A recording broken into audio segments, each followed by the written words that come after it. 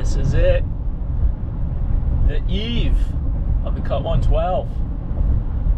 I am heading over to Ryan's Field on the other side of town where Casey is playing beach volleyball. She'll be finishing up shortly after I get there, and then her and I are going up to Waterbury, Connecticut, where my dad is going to meet us. Myself and all of my stuff for the Cut 112, which we got all loaded up in the back seat and a little bit in the trunk, will be transferred to my dad's truck, and then my dad's gonna bring me back to his house where I'll crash tonight, and then my sister will drop me off at the start of the race, which is like 6 minutes from where they live. Super convenient.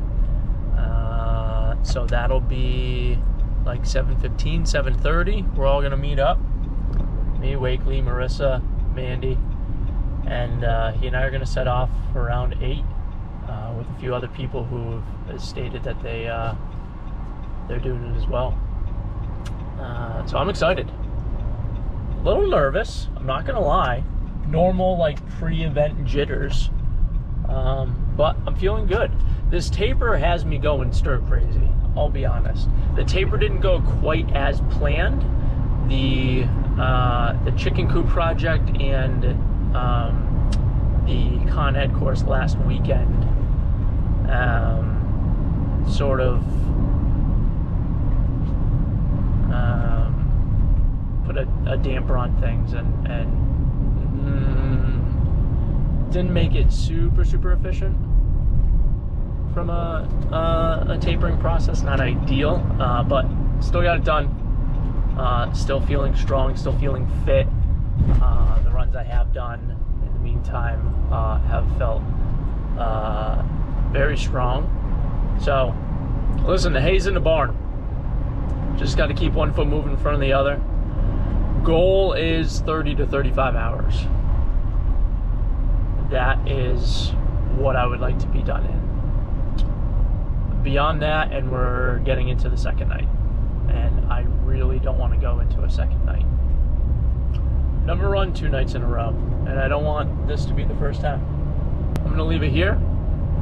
I might grab some content later tonight, but probably just catch up with you guys tomorrow. Race day. Get ready.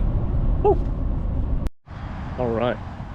It is 7:21, Friday, June 6th. It's the day. We got the gear all set up, waiting for everyone to get in here. Wakely and Marissa are on their way, so I'm excited to see them. I think Mandy's coming in with them as well. Who do we got? We got a crew. I think these guys are running it. We're going. I'm excited. Let's go. What's guys, up? How we all feeling? I feel great. Wakely. Ready. Marissa. Ready. Mandy. Brandon. Ready. Have you pooped? Twice. Have you pooped? I have pooped. You guys poop? Yep. 0 times. Zero Not times? yet. What's in that? Seltzer. Ooh, Yeah. bonsai. Yeah, Ooh, yeah, I've yeah. heard of those. They're tasty. Yeah. Okay, I think we're recording. Station 1, done. How we feeling? Feeling good. Feeling like... Do I have a bat in the cave? No. How are my nips? Sorry. Yeah. Continue? Feel good.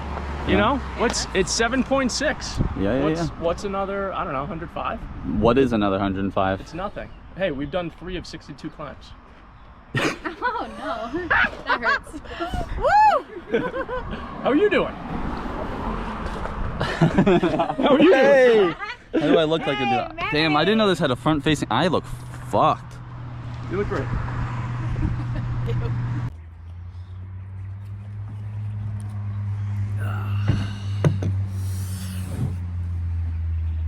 Well, it's been a little bit since I made one of these.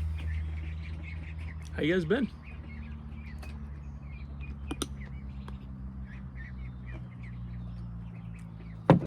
Little protein mush for you. Pretty basic.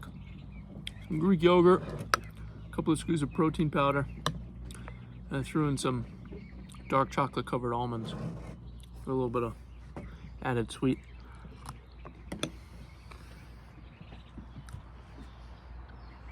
This is dinner. This is dinner at 8 o'clock at night when you don't feel like cooking. So I haven't seen you guys or done a video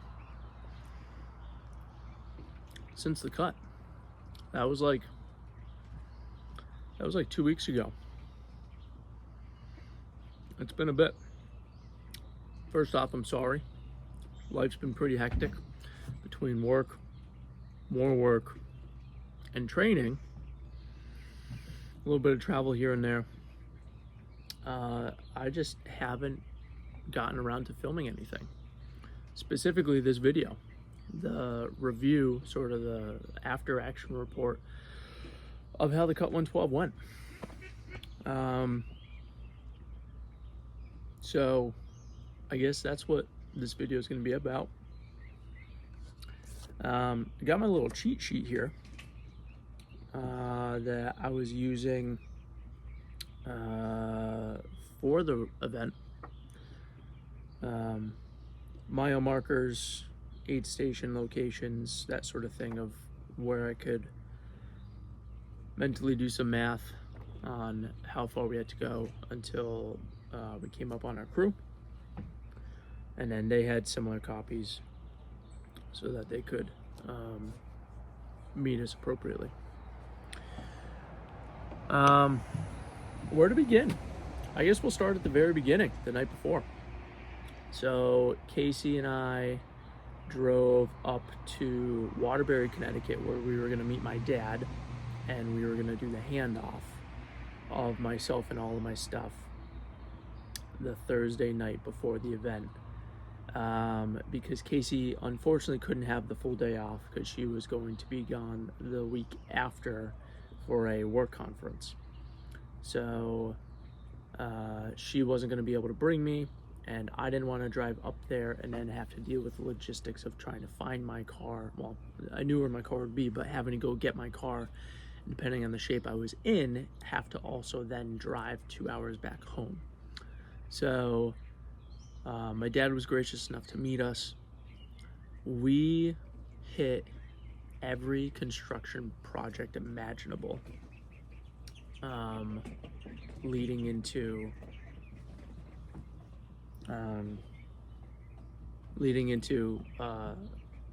Waterbury. We hit 3 separate projects, and we were about 45 minutes late from our initial projected ETA. And I felt awful because my dad was just sitting there, and he was nice enough to even come down and meet us. So eventually we meet up with him. We start unloading my stuff, and he, I guess, didn't fully grasp the magnitude of I guess what the event was, how far it was, anything like that. I thought I had told him, but he didn't know the full details. When I started unloading all of my gear, the nutrition, hydration, all of the essentials, he was dumbfounded. Thought I was just going for like a simple, like, I don't know, half marathon, maybe. Not that that's simple, that's still an incredible accomplishment, but there's a lot more supplies needed for a ultra marathon, a 100-mile race, than for a 13-mile event.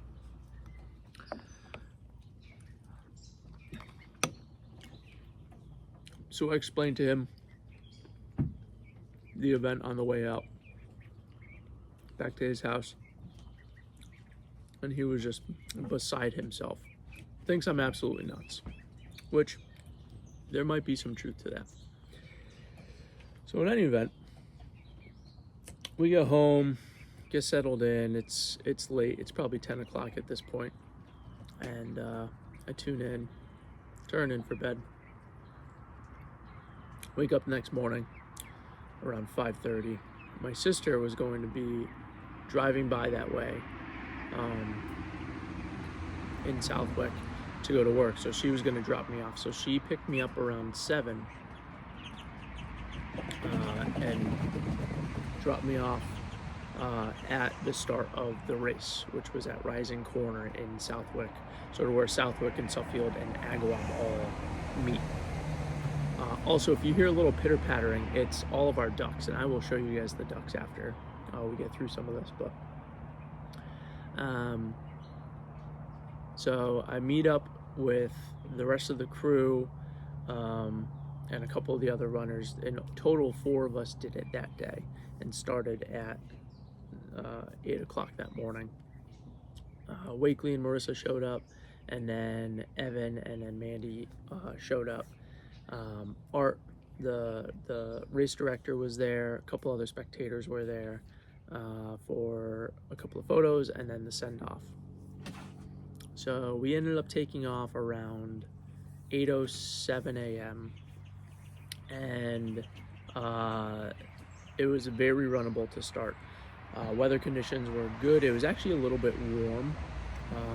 It ended up getting into the mid 80s that day. So it was pretty toasty, a lot toastier than what we were expecting and had been able to prepare for leading up to that point.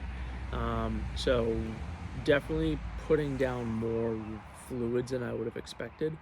And electrolytes, I unfortunately fell behind quickly on. So the first leg was a 7.5 mile leg. And we met Mandy and Marissa sort of at this major state road intersection. They were pulled off into this little gravel area. But about 1.5 miles before that, right around mile 6, I actually rolled my ankle pretty good, my right ankle. I had made it through this entire training block, really over a year since the last time I had probably rolled my ankle, and 6 miles into a 100-mile race, I rolled my ankle. It didn't feel great. It didn't blow up. It wasn't debilitating. We stopped for maybe 10-15 seconds, kind of shook it off, rolled out, and then we were back to running. Definitely stiff through the gate, but I was able to move forward and was just going to monitor it as we kind of went along. Ended up being a non-issue. Over time, it just kind of loosened up. It was sore, but runnable, and no negative fallout since then. So we met up with them, and originally what I was going to do was I was going to alternate between a soft flask of G1M Sport and water, and then just water. So 1 and 1 for the 2, and then the next aid station just water, so that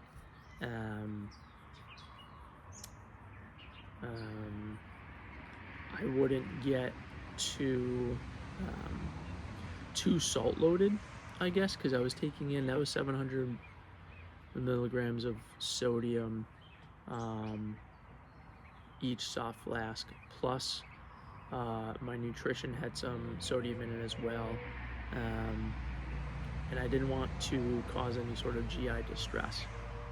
That was an error in hindsight, because the next section was also about a 7.5 mile section, and I definitely felt depleted once we got to that second aid station.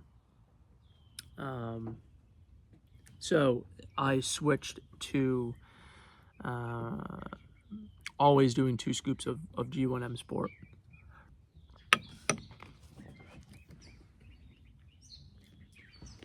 In one of the soft flasks, so that I always just had electrolytes and calories coming in. The next aid station was about 3.4 miles away from that one. That was a state park parking lot. Uneventful. All of the aid stations we were spending about 15 to 20 minutes at. Realistically, I was pretty good after about 5 to 10 minutes, but one thing that Wakely found he did last year that he wanted to change, that he thinks he screwed up on, was that he was rushing through. So he was very intentional about wanting to go through them slowly and methodically and really just take it one moment at a time. So that's what we did, and that was fine. I just felt stiff the first like quarter to a half mile afterwards. So then we got to the well, we were about 2 miles from, no, probably about a mile from the fourth aid station, which was this reservoir parking lot. And we got a call from Evan saying that Marissa had unfortunately locked her keys in her car somehow. And Mandy was out of the picture for a few hours while she was managing something. And Evan was back at his house in Enfield. And Marissa had called AAA, but she didn't know how long they were going to be. It was going to be a little while. And so we sort of got stuck with this holding pattern. But Evan was going to leave and pick up stuff for us on his way back down. He was about 45 minutes out.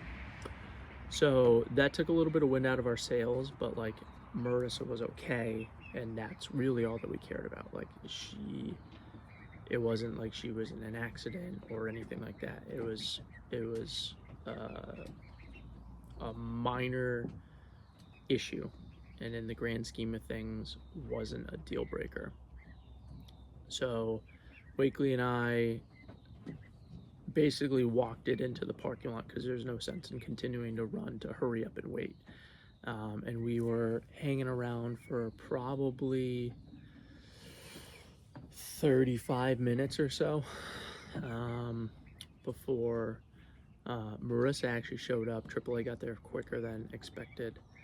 So she showed up, and then 2 minutes later, Evan showed up. So Evan showed up with French fries and a couple other odds and ends that we had asked for on the phone. And Marissa had some things, and we swapped out our soft flasks and grabbed what we needed for the next leg and got going.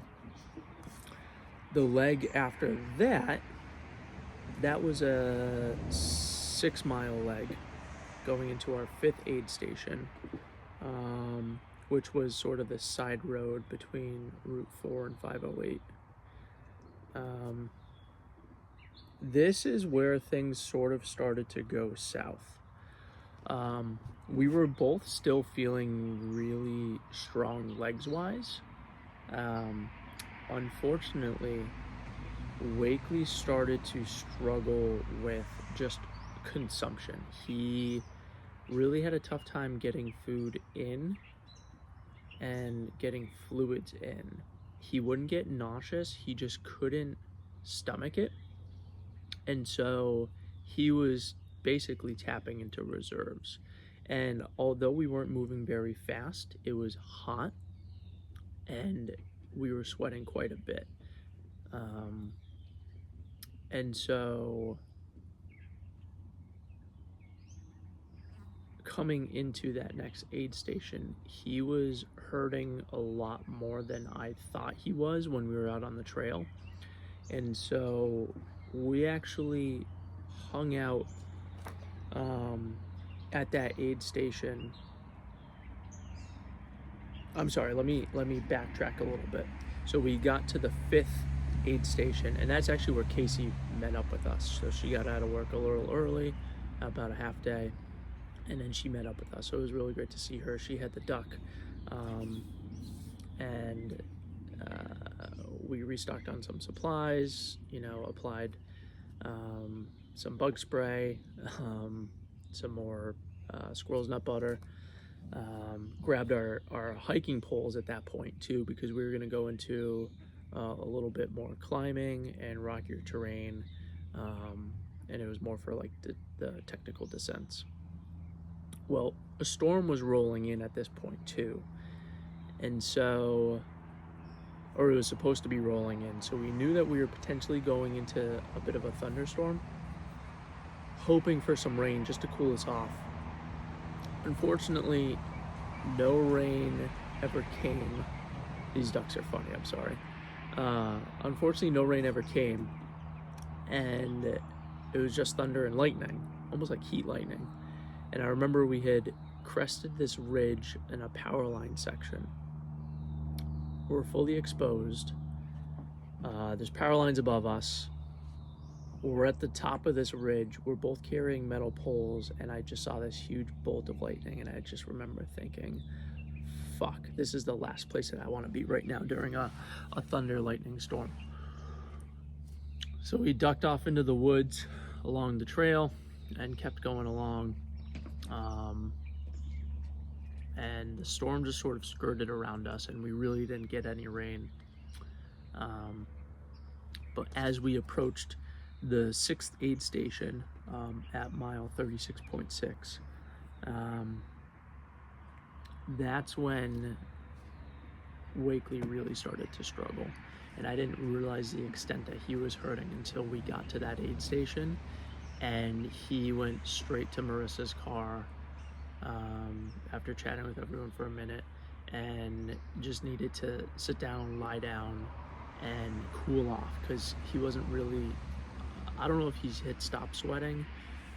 He wasn't looking great. He was starting to look a little gray, pale, not gray, but he was losing some color, and all of that's just related to just not consuming calories and hydrating effectively.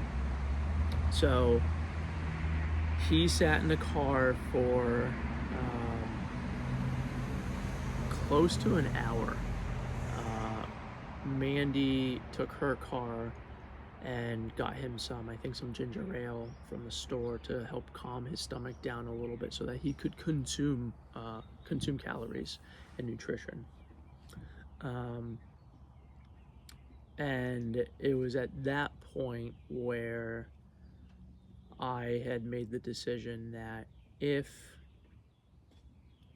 he was going to pull out, I was also going to be pulling out, because we were about 3 hours behind schedule at that point, and it would have taken a pretty heroic performance to not run into a second night.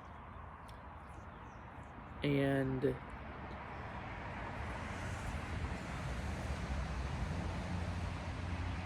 things weren't looking great for him, and I sort of knew that we weren't going to go much further.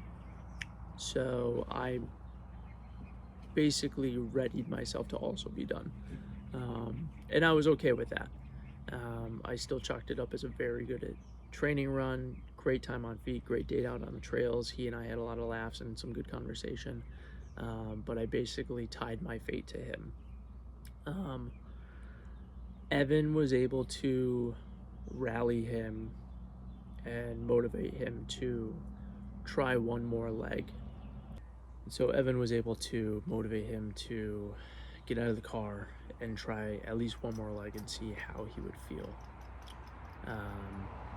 So he got out, Evan suited up, and the three of us took off in the dark, headlamps on, for what would end up being our final leg. This was about a 5-mile stretch, and it was definitely a battle, for sure. Every half mile to a mile, I was on Wakely's case to get water down, get nutrition down, and he would, but it would just be a little mouthful. Not even a mouthful, just a little swirl. Because I looked at his water bottle afterwards and his stomach just wasn't taking it. So we were probably about a mile from the 7th aid station, which was mile marker 41.7, really closer to 40 according to the GPS. And we had been asking him to, did he need to throw up? Does he think he would feel better if he threw up? Does he need to go to the bathroom? Something to rid whatever is irritating his stomach so that he could keep going. And so he went off into the woods to try to go to the bathroom, came back like 20 seconds later, and just sort of went down on his hands and knees and started dry heaving. And so, you know, at that point we were, you know, not encouraging him, but being supportive, you know, telling him it's, you know, it's okay, get it out, giving him some privacy, but yet also being supportive as best we could. And he was able to throw up a little bit, but really it was like nothing. It was like bile or stomach acid. There was just nothing to it, which tells you he had nothing in his stomach, which is unfortunate. So once he cleared that, he felt a little bit better, but still not great. So we carried on, and we got to that next aid station, and he was sort of regrouping, and we were there for probably about 20 minutes or so. And at that point, that's when I decided for sure that, and I had a pretty good feeling that that was probably going to be his last leg, and I decided that that was where my event was going to end as well. You know, it was, the next stretch was a 10-mile stretch of not seeing the support crew. It was a pretty gnarly terrain too, that section of trail. That was a section that I had run with Wakely last year when I paced him. So I remember bits of that, and it wasn't great. It wasn't great running with fresh eyes, body and brain. So after 15 hours of being on trail, that wouldn't have been smart for me to go out on my own. And even if Evan had run that next stretch with me, that still left the remainder of the night. So like I said, I had thought about it and was okay with also calling it there. And so Wakely and I finished, pulled out rather, DNF'd around mile 40 of the Cut 112.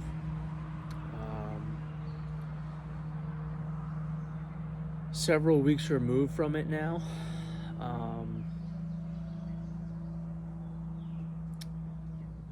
At peace with not finishing it, because again, there's still a lot of positive drawbacks. I still, at that point, felt really strong, really great.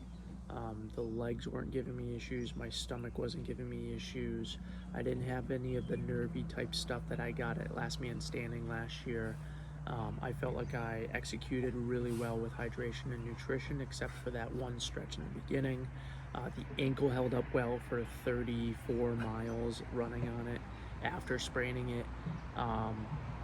Mentally, I was good. So all things considered, a lot of victories on the day for that effort. And it was still 40 miles on the legs. That's a really good effort.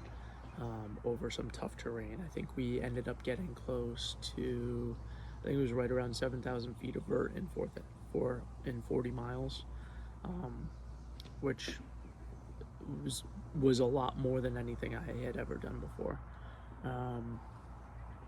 So, like I said, all in all, happy with the effort.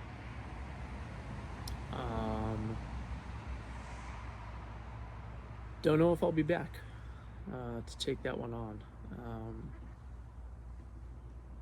I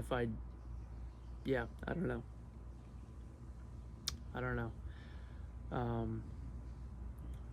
But it was a fun 40 miles.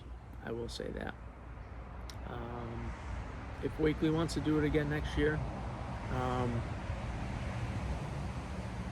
I'd say I'm probably in.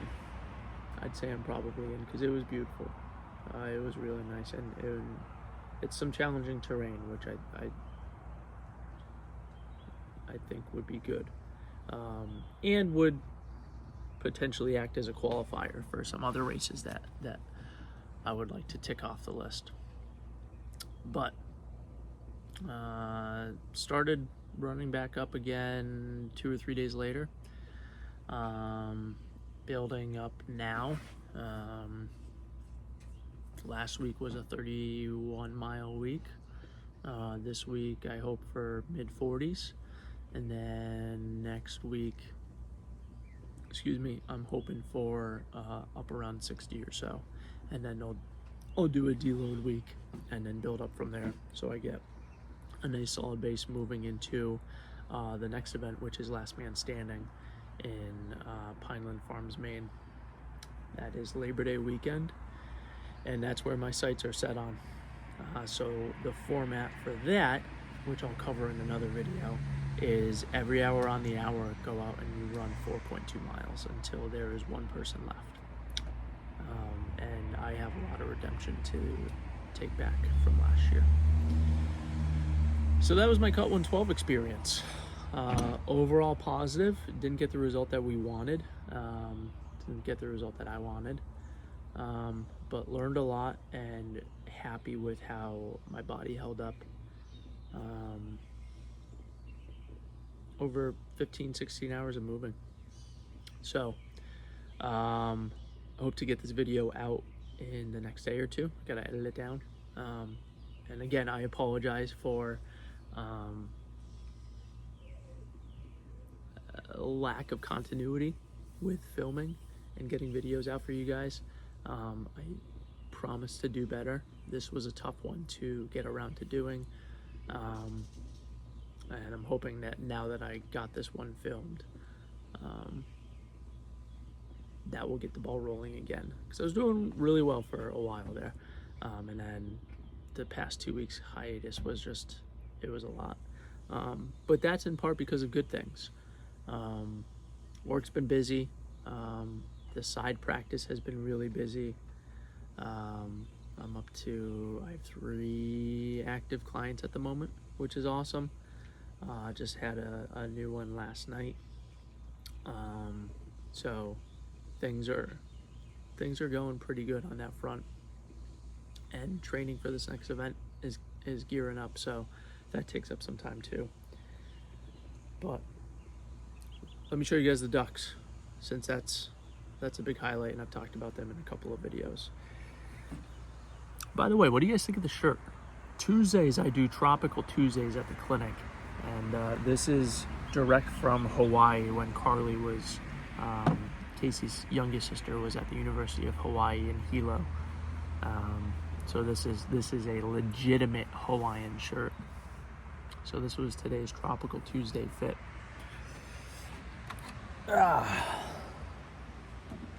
But let's check out these ducks, shall we? We've got the little princess. This is Millie. This is the one that started it all. As you can see, the cat is very interested. Millie, we believe, is a wood duck. She's about 6 weeks old. And these are her brothers and sisters. We're not quite sure gender. The really big ones are called ruins, which are a domesticated version of a mallard. And the smaller ones are mallards. The ruins are going to be permanent inhabitants here, while the mallards and Millie, in theory, will migrate south for the winter. But we hope that come next spring or summer, they fly back, especially Millie, because Casey is very attached to this duck, and she's a sweetie. Let me grab her.